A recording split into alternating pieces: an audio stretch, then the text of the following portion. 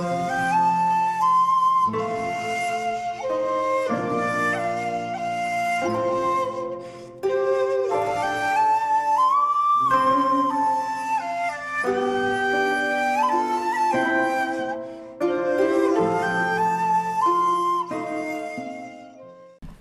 there, this is Solitary Ronin from Solitary Ronin Films, and welcome to our random review.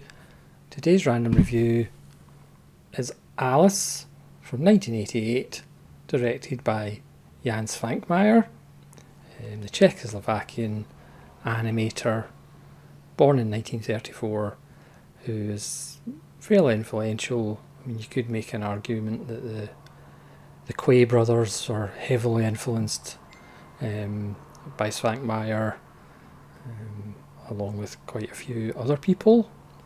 This is obviously another version of Alice in Wonderland. This is probably my favourite version.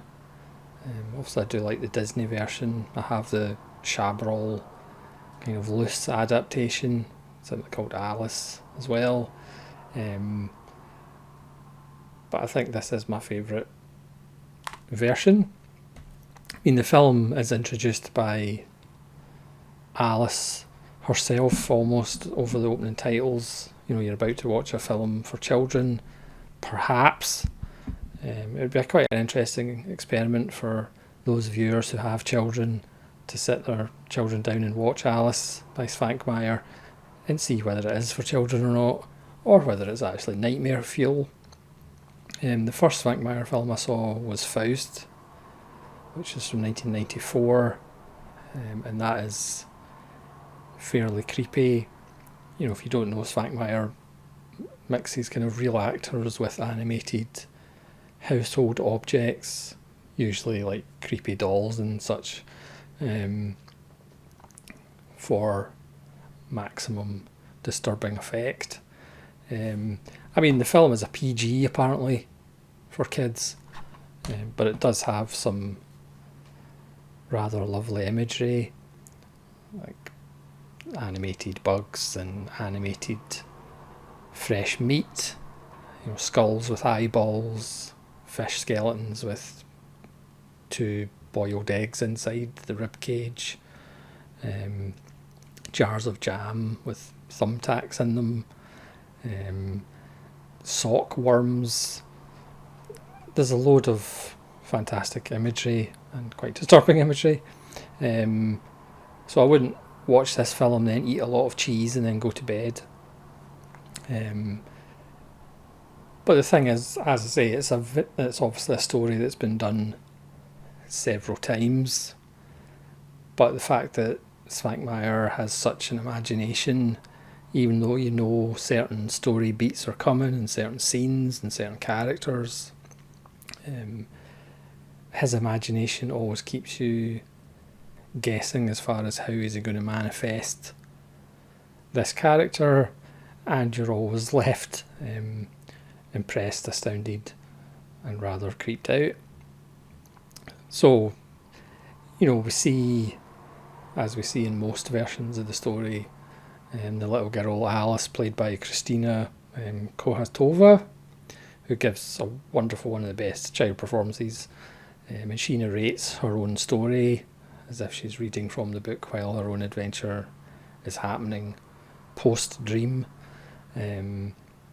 So we see her on the riverbank, as is the case in quite a lot of versions, but then we see her in a room in what we assume is her house, and she's reenacting herself throwing stones into the river, but she's throwing stones into a teacup, and she has a doll that's her mother, she has a doll that's herself.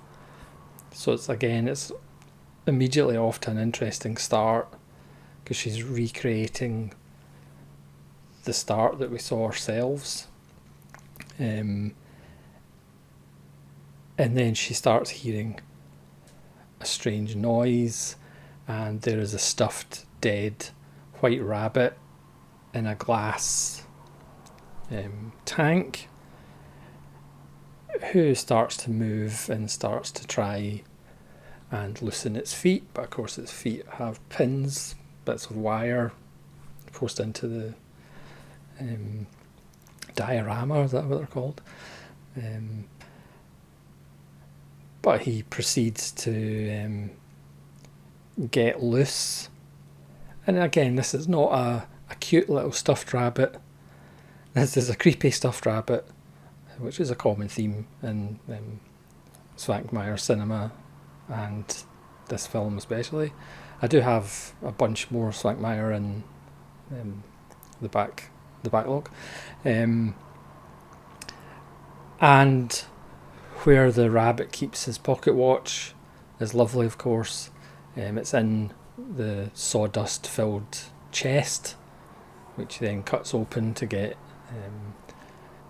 his watch out, which he licks the sawdust off the face of the watch, which again is quite creepy when it's a stuffed dead rabbit that's doing it.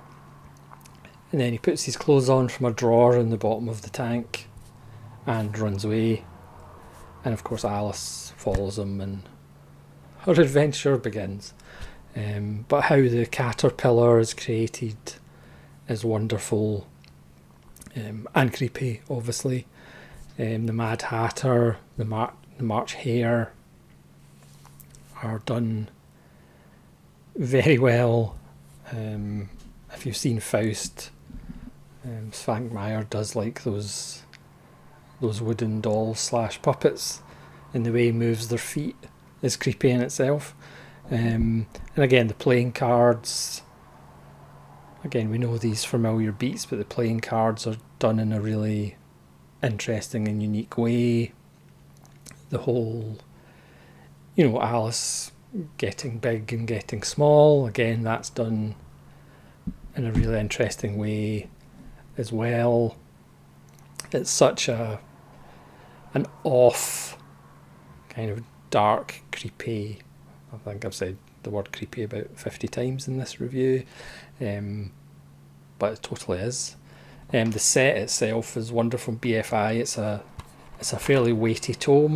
It has a Blu-ray and DVD, because bizarrely one of the extras is only on the DVD and not the Blu-ray, so don't give away the DVD if you buy it, because you'll be missing out on an extra.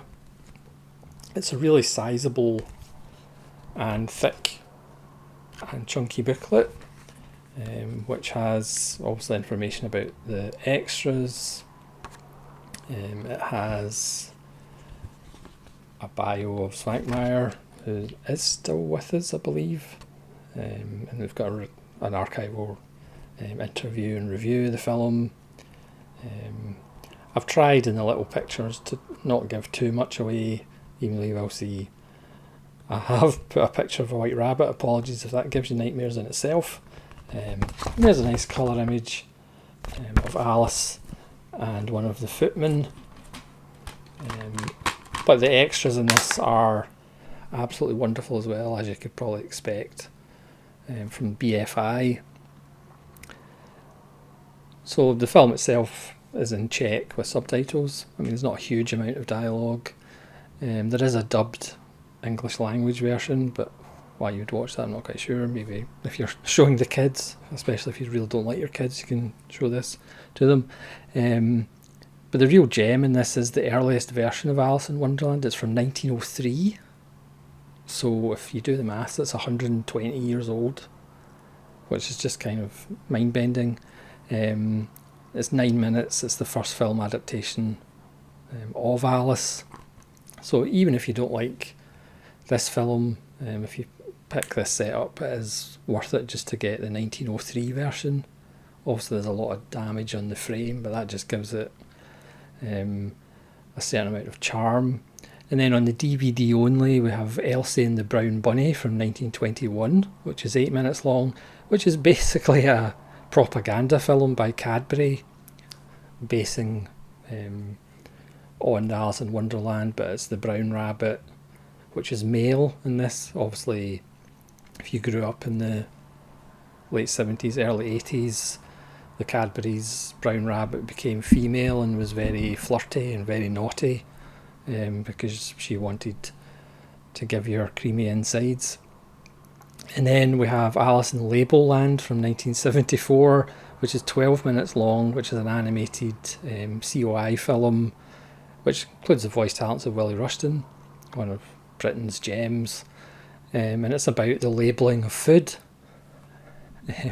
using Alice and the kind of eat me, drink me things as a starting off point about you never know what the ingredients of food are, and we're going to label them because we're British and we're brilliant. And then we have two essential music videos for the band or artist's name is Alive. I'm actually going to have to do some research on because they're intriguing. By the Quay Brothers from 92 and 93. Still Nacht 2, Are We Still Married, which is 3 minutes long, and Still Nacht 4, Can't Go Wrong Without You, from 1993, which is 4 minutes long. And again, they're wonderfully creepy as well in the Quay Brothers style. So again, the release is absolutely stacked by BFI, and the film itself I think is wonderful. I mean, I still probably prefer Faust a little bit more, just because I've had it in my life longer, and it did creep me out probably more than Alice, so I have to give it more kudos for that. But this is absolutely wonderful, and I would highly recommend it. And again, if you happen to have children, by all means show it to them and see what happens. So thanks very much for watching this random review of Jan Swankmajer's Alice, not to be confused by Woody Allen's 1990 film called Alice, which doesn't have that much to do with Alice in Wonderland. Please let me know what your favourite Alice in Wonderland version is. So thanks very much for watching this random review. Hopefully you'll join me again for more random reviews. This is Solitary Ronan from Solitary Ronan Films, saying farewell.